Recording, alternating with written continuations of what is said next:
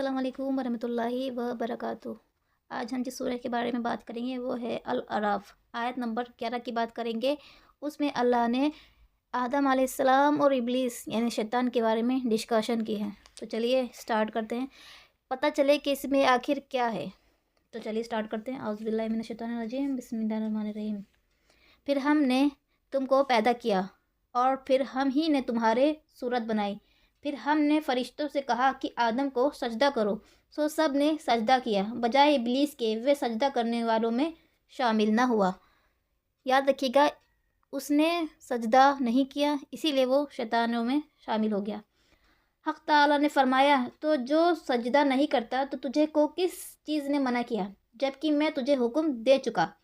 کہنے لگا میں اس سے بہتر ہوں، یعنی میں اس سے بہتر ہوں۔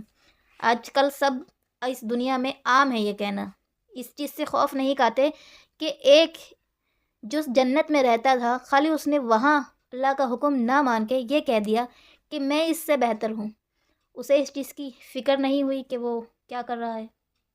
اور ہم یہ عام ہے ہمارے اس معاشرے میں۔ اور اس نے اپنے خاک اور اس سے بہتر ہوں، آپ نے مجھے کو آگ سے پیدا کیا ہے اور اس کو آپ نے خاک سے پیدا کیا ہے۔ حق تعالیٰ نے فرمایا، تو آسمان سے اتر، تجھے کوئی حق نہیں کہ حق حاصل نہیں کہ تو آسمان میں رہ کر تکبر کرے، سو نکل، بے شک تو ذلیلوں میں سے ہے۔ اس نے کہا کہ مجھے کو مہلت دیجیے قیامت کے دن تک، یعنی اتنی باتیں ہونے کے بعد اس نے اللہ سے مہلت مانگی کہ مجھے قیامت دن کی مہلت دیں، اور مہلت بھی کس چیز کی، آگے اس میں آئے گا کہ مہلت کس چیز کی مانگ رہا ہے۔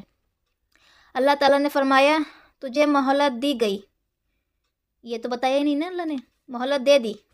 اس نے کہا باسبب اس کے کہ آپ نے مجھ کو گمراہ کیا، یعنی الٹا وہ یہ ایڈمٹ کرنے کے بجائے کہ مجھ سے غلطی ہوئی، میں پشیمان ہوں، ندیمان ہوں، یہ ماننے کے بجائے اس نے اور تکبر کیا کہ میں اس سے بہتر ہوں، اور اب وہ اللہ پہ ہی الزام لگائی کہ آپ نے مجھے گمراہ کیا۔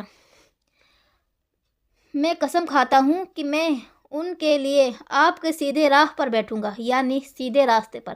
وہ سیدھا راستہ کوئی سا بھی ہو سکتا ہے، جو رسول اللہ نے بتایا ہے صرف وہی، اور کوئی نہیں۔ پھر ان پر حملہ کروں گا، ان کے آگے سے بھی اور ان کے پیچھے سے بھی، اور ان کے دائیں جانب سے بھی اور ان کے بائیں جانب سے بھی، اور آپ ان میں سے اکثر کو شکر گزار نہ پاؤ گے۔ یعنی جو ہمارے ذہن میں آتا ہے اللہ نے میرے ساتھ ایسا کیوں کیا، میں نے تو یہ سب کام کیا تھا، وہ یہ نہیں دیکھتا کہ اس کے پاس بے انتہا نعمت ہے یا نہیں ہے، وہ ناشکری کرتا ہے۔ اللہ نے میرے ساتھ ایسا کیوں کیا، اللہ نے میرے ساتھ ایسا کیوں کیا، مجھے یہ کیوں نہیں ملا، مجھے وہ کیوں نہیں ملا، اللہ نے میرے ساتھ زیادتی کی۔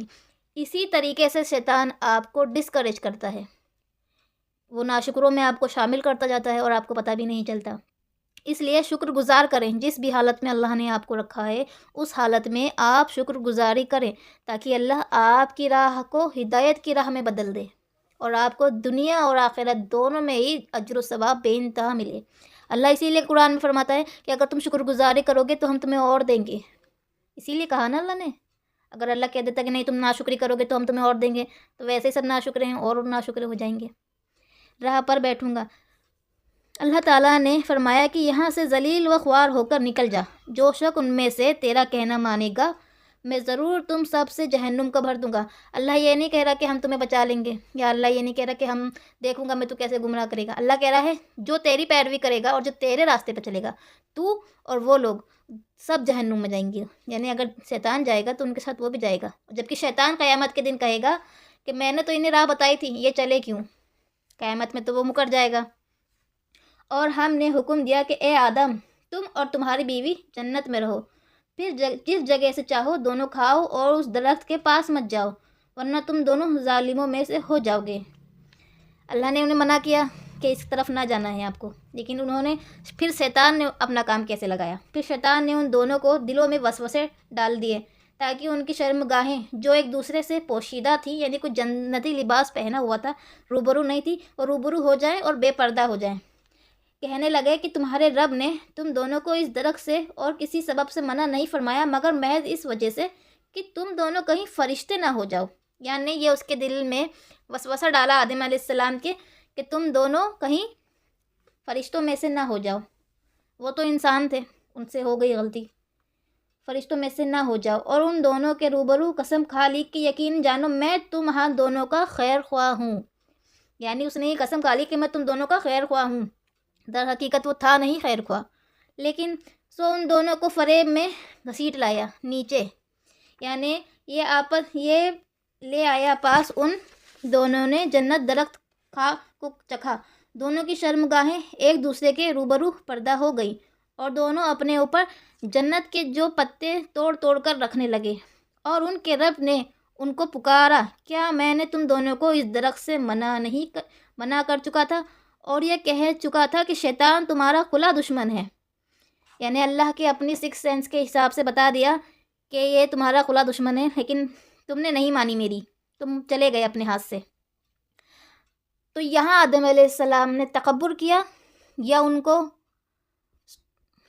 ندامت ہوئی؟ کیونکہ انسان تو غلطی کا پتلا ہی ہے. غلطی تو انسان اور شیطان دونوں نے کی تھی، لیکن شیطان تکبر کر گیا، اس لیے وہ اپنے ہاتھ سے جنت کو گوا بیٹھا. اب دیکھتے ہیں آدم علیہ السلام نے غلطی کی پشیمانی کری یا انہوں نے بھی تکبر کیا. دونوں نے کہا، یہ آیت نمبر ہے 23 الاعراف کی. دونوں نے کہا، اے ہمارے رب، ہم نے اپنا بڑا نقصان کیا. یعنی انہیں احساس ہو گیا کہ یہ ہم سے نقصان ہو گیا ہے، اور اگر تو ہماری مغفرت نہ کرے گا اور ہم پر رحم نہ کرے گا تو واقعی ہم نقصان پانے والوں میں سے ہو جائیں گے. یعنی یہ انہیں پتہ چل گیا کہ میرے ساتھ معاملہ لگ گیا ہے، اور اب میں اس سے تکبر تو کر نہیں سکتا، کیونکہ وہ انسان اپنی غلطیوں پہ پشیمان ہو گیا کہ اسے پتہ چل گیا کہ وہ مجھ سے غلط ہوا ہے، گناہ ہوا ہے. تو انہوں نے توبہ کری کہ یا اللہ مجھے معاف کر، مغفرت کر. اگر تو مجھے معاف نہیں کرے گا تو بے شک میں نقصان پانے والوں میں سے ہو جاؤں گا. حق تعالیٰ نے فرمایا کہ نیچے ایسی حالت میں جاؤ کہ تم بہم ایک دوسرے کے دشمن ہوگے اور تمہارے واسطے زمین میں رہنے کی جگہ اور نفع حاصل کرنے میں ایک وقت تک. فرمایا تم کو وہیں زندگی بسر کرنا ہے اور وہیں مرنا ہے اور اسی سے پھر نکالے جاؤ گے. یعنی دونوں کا ایک ہی مسئلہ تھا، غلطی دونوں سے ہوئی تھی، لیکن آدم علیہ السلام نے توبہ کری، اپنی غلطیوں پہ ندامت کری کہ یا اللہ مجھ سے غلطی ہوئی. لیکن شیطان تکبر میں اس طرح چور ہو گیا کہ اس نے دیکھا ہی نہیں جس مالک نے اسے پیدا کیا وہ اس سے ہی سوال دہی کرنے لگا. اور آج انسانوں کا بھی یہی حال ہے. جس اللہ نے اسے پیدا کیا اس کے لیے 5 وقت کی نماز پڑھنا بہت ہی مشکل ہے، کوشش ہی نہیں کرتے. اور اس میں علماء بھی ہیں کہ نماز اتنی بتا رکھی ہیں، نفلیں، سنت موقدہ. چلو سنت موقدہ تو پڑھنا ضروری ہے، لیکن جو بے شمار نفلیں بھی ڈال دیتے ہیں ہر کوئی ہینڈل نہیں کر سکتا. لیکن انہیں بتائیں تو کہ وہ آپ شروع کریں، فرض سے شروع کریں، سٹارٹ تو کریں ایٹ لیسٹ. لیکن اسی لیے آج کی ویڈیو میں بس اتنا ہی. ملیں گے انشاءاللہ نیکسٹ ویڈیو میں. جزاکم اللہ خیرہ.